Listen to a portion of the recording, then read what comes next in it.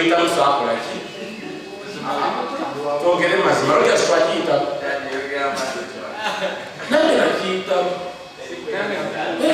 embeera ng'eyogera n'okanula amaaso ne gamyuka embeera ekolaki eyogera naye oyawula otya embeera eyo mu mbeera ki ey'obwakatonda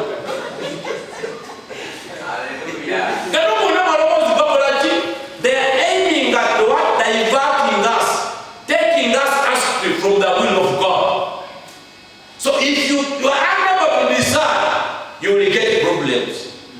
Ate mukaba naga nowe kumako muliro nenda ogamba va bino byogamba njakubira nga Paulo toli na abisoka na kumamo ko bulo nobulaki no ogenda wala bakatoli ngaki nga Paulo nakamba toli what you claim you are not kabulageko no kutsambala no nyuka amaso atoli kati njagala okoleki owase olemo okuwonona akotegerera ki wakati w'ebibiro ki byonna sitaani atawaanya oba mukama nakyagamba baba bayibuli egamba First Corinthians chapter 7 ti mufo ky'okwakanga muwasenga biri wano byonna mu bayibuli muno gy'okutte circumstance speaks and when you go to the book of Ruth, hallelujah, Ruth, it gives a clear what? Message. The Bible says that there was famine in those what? Days. Because those were days of apostasy, when the children of the Lord were falling away from God. Those were the days of judges were ruling. And the famine fell in the land, and the woman of Abimelech chose to leave the house of what? Bethlehem, Judah. With Bethlehem, Judah means the house of bread. They left the house of bread and went to Moab. Moab, these are descendants of Lut. What you can Lut? Yabazara muki mubana be. Niba wasaye bafira obonna. Bafa Abimelech yafa. Abana bino bakola never.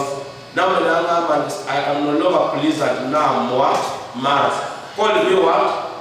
Because God has told them to be what? Badly. You understand, friends? So a circumstance can push you out of God's what? Presence. Can communicate to you. Genesis chapter 26. Isaac also was running out from famine. And God spoke to him, don't run away. Stay here and I will do what? Bless you.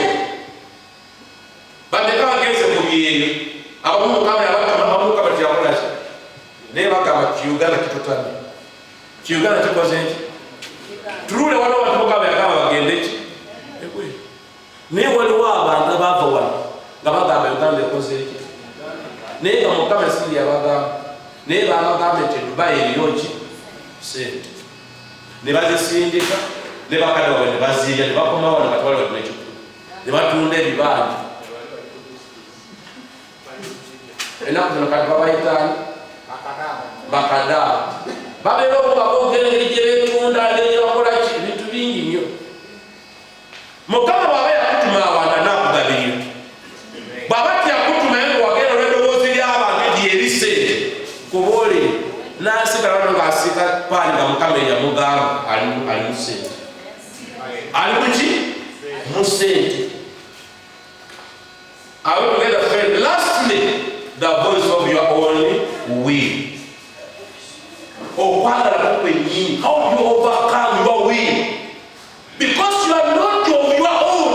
You were purchased by the blood of Jesus Christ. You are not of your own. Jesus said, I am not come here to do my will, but the will of the one who did what? Who sent me. You are not here to do your will, but the will of the one who bought you. Now, how do you differentiate your will and the will of the one who bought you?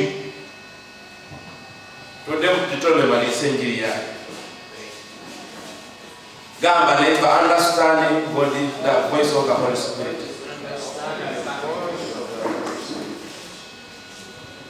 Hallelujah. Sometimes I'll tell you that again. Number one, listen to me. When you listen, when you hearken and obey the voice of the Holy Spirit, number one, there is a promotion for you. There is a promotion for you. Baada